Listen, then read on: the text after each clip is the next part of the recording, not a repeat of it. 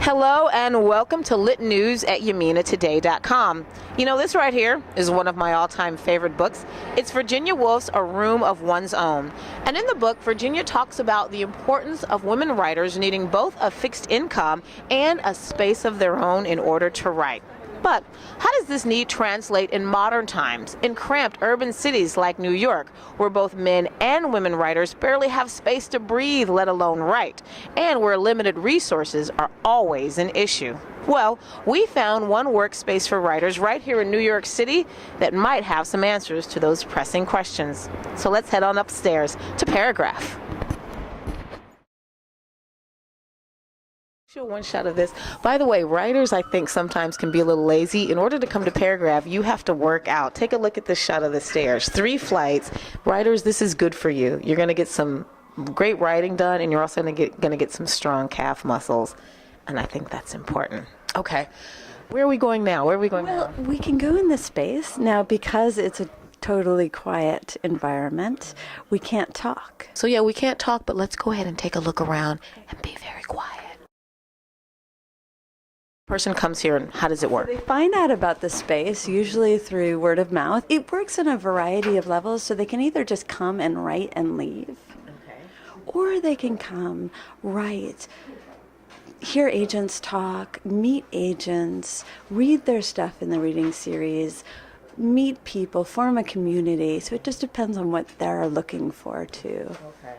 So that leads me to my next question, because then I'm thinking, why would a person come here rather than just write at home? It works a little bit like a gym. So when you go to a gym and there's other people around you working out, you kind of feel like, okay, so I know for myself personally, I get much more done when I'm writing in a writing space, because other people are around me and they're writing for hours at a time. And I'm thinking, if I just write for half an hour and then go stare at the fridge for 5 hours, I'm kind of ashamed. Like, they put me to shame, the other writers. Let's walk around a little bit and continue to talk. I'd like to, are we allowed to talk out here?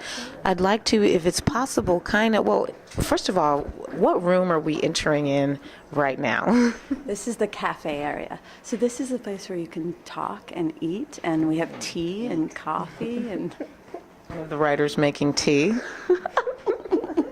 A bunch of our... that usually looks better, in fact. But those those are our members' books up there. It's a mess right now, so I apologize. No, that's okay. Writers' space should be a little messy. Any writer who's completely neat, I'm suspicious of. Shall we walk around a little bit more through the space? Let's go. You got Swedish fish. Oh wait, can we take a shot? This is beautiful, writers. I'm crying. Look at this. Okay. A bowl of Swedish fish. It's little things like this that make writers happy. What do you say to that? Absolutely. I think it's why writers come to the space, in fact. Come for the Swedish fish. Oh, I know. Here's a question I had for you. Let's say a person just can't come to a writer space for whatever reason. Are there any tips that you've learned through the years that would help a person at home make their own little cramped space a workable environment? I think it's the most important part is finding a place where you just feel comfortable. And wherever that is, if it's on your bed, if it's on your couch, if it's a desk, wherever that is, where you feel like you can really sort of retreat into your own mind. And so I don't have any, I think everyone is different. I think everyone needs, I think quiet actually is probably the most important part of it. Yeah. That's why we try and enforce every quiet policy that we can in there. Because I've heard of some writers that like noise, they like music, for example. Absolutely. Music, I think, is a different, yes. I think external noise that can come in, say you have a thought, and you're following that thought and you're interested in where it goes, and then you hear a noise.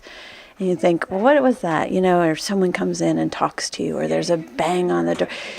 You can lose your train of thought. You can lose that thought. And then, so I think that a place where there's sort of a continuum of quiet, or music, or your own, whatever.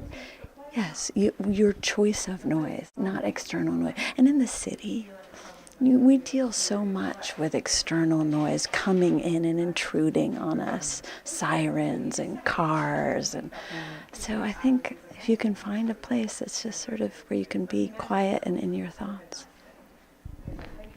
Okay. Well, wow. Well, thank you for joining us. I think that might be it. If there's more, I'll let you know. And thanks for joining us at YaminaToday.com. We'll see you next week. Bye.